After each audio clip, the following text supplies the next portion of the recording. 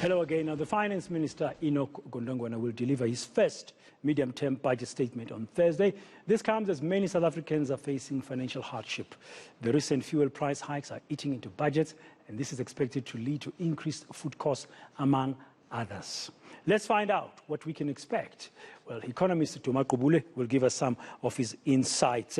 Duma, good afternoon, and thank you very much for your time. So much is being said ahead of Mr. Godongwana's medium-term budget policy statement on Thursday, and trade unions are calling for an end to an austerity-type budget. They want a real pro-growth budget. What is your view? First of all, we must understand the context in which we're having this budget. We are an unviable economy, unviable society. We've got record levels of unemployment, 49% for Black Africans, 53% for Black African females, 53% for Eastern Cape, and 50% in Northern Cape and Limpopo, and 75% for youth. We are in the worst post-apartheid economic crisis, and the finance minister has to show us a way out of it. Unfortunately, in the election promises, we never saw any plan to get us out of this worst economic crisis. And what we'll be looking for, number one, as you're saying, is a growth budget. Our country, every single forecast shows that the economy will revert to its pre-pandemic low trend growth rate of 1.5% per year until 2026. That's according to the IMF forecast. Between 2022 and 2026, we are going to grow at 1.5% a year, and that is after a decade of no growth in GDP per capita. So the government has to show us a way out of this thing. The first thing we'll be looking for, is there going to be humanitarian support for millions of South Africans? 10 million South Africans went hungry, including 3 million children in April and May. Will the social relief of distress grant be extended for beyond March 2022? The government had a really, how can I call it, a proposal that made no sense whatsoever of a family grant to replace the social relief of distress grant. Why, Duma, just on that spot, before I lose this moment, why are they seemingly, government, from what your research and your insight, seemingly stuck on this thing? Because there's been calls, and it seemed to me that at some point the governing party was warming towards the idea of a universal basic income grant that's close to the poverty line. But now this family grant thing, which everybody is condemning, why are they hesitant in embracing fully a basic income grant? It's a bizarre, it's the whole thing about it, it's about cost cutting. So they give the grant to 9 million people, the SRD grant. The family grant in the first year will go to 1 million households.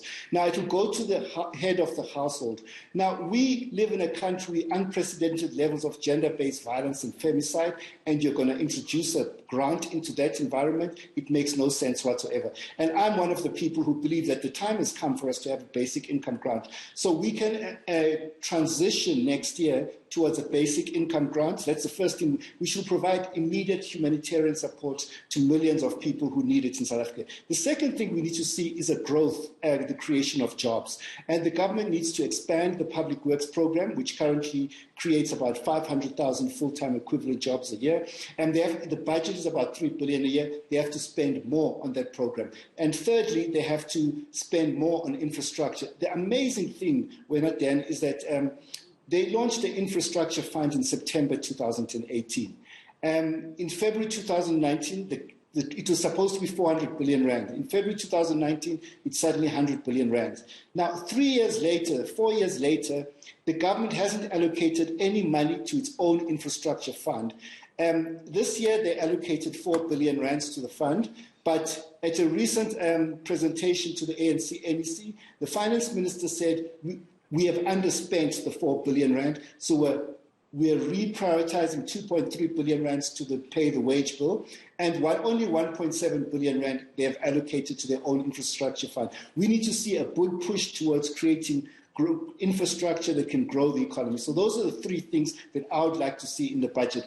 But this obsession with debt I don't understand it, Dan. Our debt to GDP ratio, there is more fiscal space after we rebased our GDP numbers. Our debt to GDP ratio is about 69%. Yeah. Do you think Mr. Godongwana would come with a pro-growth one? I mean, looking at his background, or are you concerned we might see more of the same?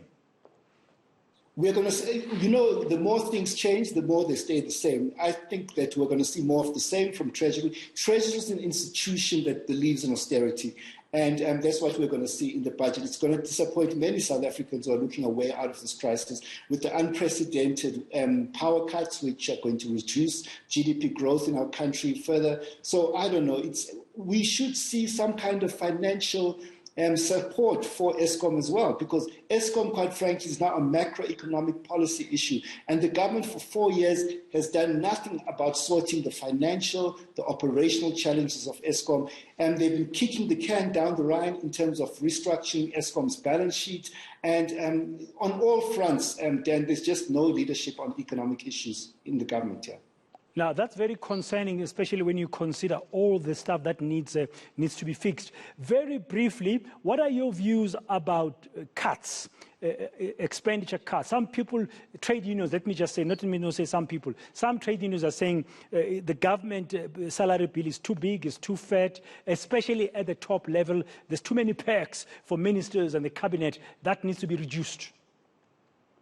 Yes, at the top, we have to restructure the perks at the top. But, in terms of, for example, frontline workers, your nurses, your teachers, your doctors, we have a shortage of people and we don't have enough people. Like I did a study, like looking at doctors. For us to meet OECD benchmarks in terms of the employment of doctors, we need 150,000 doctors. We are far below that. I think we've got a shortfall of, I think we've got 50,000 doctors, somewhere there. So when you do that for nurses as well, there are huge shortfalls for us to reach OECD benchmarks. I just don't have the number, but we're talking about hundreds of thousands of people. So our public service is too small, and it's too small for the challenges that it's facing. And we haven't looked. So let me just explain this thing about the public sector wage bill. People get confused. It's measured as a percentage of GDP. And if the GDP is not growing, it increases. So the solution to all the problems in South Africa is to get our economy growing. The crisis that we have is not one of debt, because once the economy starts growing, the debt becomes manageable, the public wage bill becomes manageable, we can afford a basic income grant, we can invest in infrastructure, and so forth. So we can start to dream again of the country that we hoped for when we got our democracy in 1994. Yeah, I don't know when we'll get back there. Thank you very much, Duma Gqubule, economist, giving us some of his insights ahead of Thursday's medium-term budget policy statement in Parliament by the new Minister of Finance.